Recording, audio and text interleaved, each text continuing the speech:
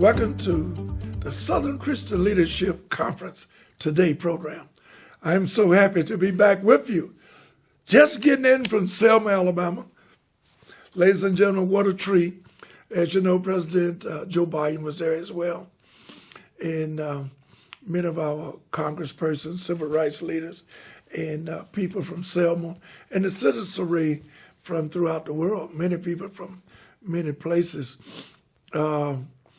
One thing that it's the 58th commemoration, actually the 30th of the bridge crossing. And I want to send out all accolades to Senator Hank Sanders and his lovely wife, Fire Rose. Man, what a breakfast. Had a great breakfast. Congresswoman Maxine Waters and Congresswoman Nakiba Williams, Congresswoman Terry Sewell, and many, many more congresspersons was there, not only at the march, but at a fantastic breakfast. Reverend Al Sharpton was there at the march. Reverend Jesse Jackson was at the breakfast. Congressman Jonathan Jackson. Did you hear what I just said? Congressman Jonathan Jackson. Good friends.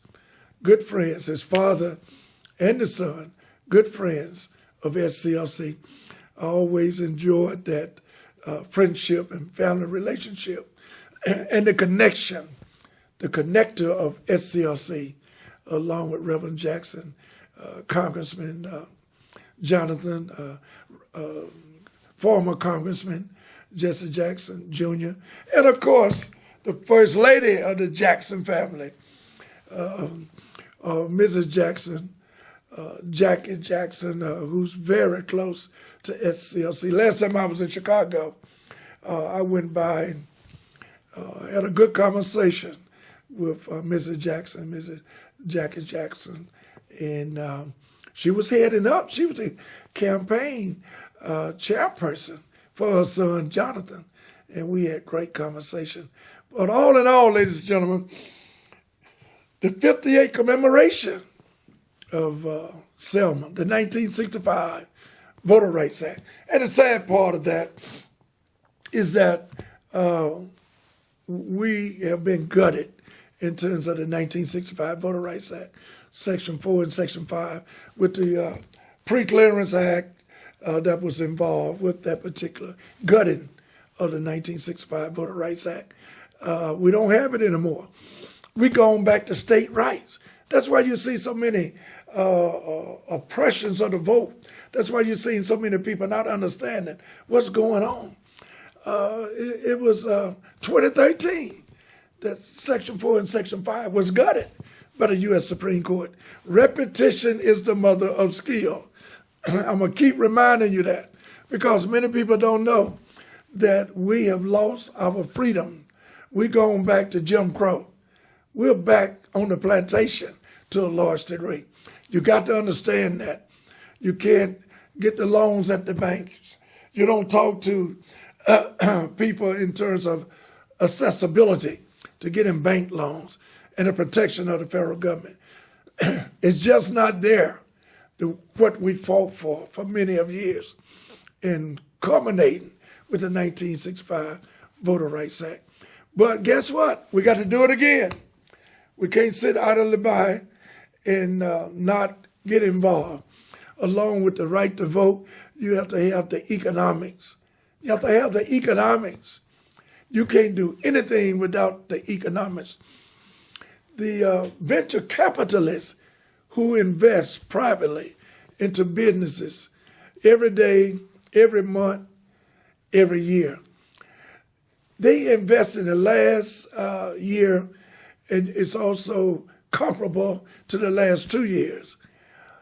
No more, no less than $82 trillion into the entrepreneurship of small businesses. African American black businesses got less than 1%. Those are the type of experiences that we are having, ladies and gentlemen, because we must realize we must come together and vote with our ballots, our voting ballots. We got to go to the voting booths. We got to vote. But we also got to vote with the wallet. We got to unite our capital and vote with the wallet. SCLC is going to have a database, as Dr. King said, gathering the information. Those are the facts. We're going to let you know who the corporations are that's friendly to the African American community. We're going to vote with our wallets, with our credit cards, with our money, with our cash. And we're going to let the people know who are our allies. We're going to have partners involved with this. And we're going to have allies who might not be of the ethnicity or the pigmentation of who we are. But we're talking about poor folks. Let's go deeper than that. We're talking about poor folks. The Poor People Campaign was initiated out of SCLC. Dr. King was killed for two reasons: his opposition to the Vietnam War, and also the Poor People Campaign. Those two issues. Let me say it again. His opposition to the Vietnam War and his galvanizing the Poor People Campaign, which will always remain and reminded through the Southern Christian Leadership Conference. That's what we are dealing with. When Dr. King said at the end of the integration and desegregating of public facilities, including hotels, restaurants, and all of our public establishments, Dr. King said to Harry Belafonte, "Harry, I think I integrated my people into a burning house. I forgot about the economics." That's what we're up against now. The economic or accessibility to economics. Ladies and gentlemen, we got to have a quality of life where we not only take care of us four and no more, we have to take care of the whole village. The whole community have to stand up together and rise together. Let me say this in closing.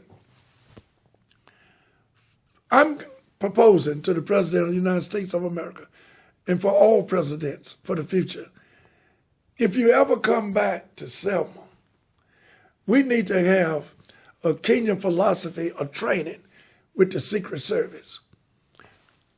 I was so taken back by the way the Secret Service, not even understanding why they are there, why they're supposed to be protecting the president and our representation of Congress, which are our Congress personnel, our Congress people. They thumb down and look down on the rest of the populace, of the population. It's a shame, the way of lack of respect. It's totally disrespect that the Secret Service gives to the people. And you're talking about anywhere from 75 to 100,000 folks that's there. And they don't even know why they are there, to protect the commemoration of the historicity. That's why you hear me talk about this all the time. And I'm talking about black Secret Service people, individuals, as well as people of other ethnicity and racial background. But I'm talking about even with African American Secret Service people, they don't understand the history and don't know how to treat folks. You know, confrontationally, I don't mind giving them a history, because I did do it last Sunday. A history lesson on why they are there. Many of them don't even understand why they are there, and they're in the Secret Service business. So all I'm saying, without going any further and being too emotional, they need to be trained on the historicity or the history of the movement. No Secret Service was involved in the freedom of African American black folks in 1965, 1964, and all of the other years that we've been under Jim Crow. For over 400 years of slavery, we finally get some type of atmosphere where we can come up and breathe just a little bit. But they need to be trained and not just come to Selma or any other movement or any other activity involving people and not respecting the respectability of the citizenry was very insulting, very demeaning, very sensitively being removed from their representation. No sensitiveness toward who they were. They're protecting.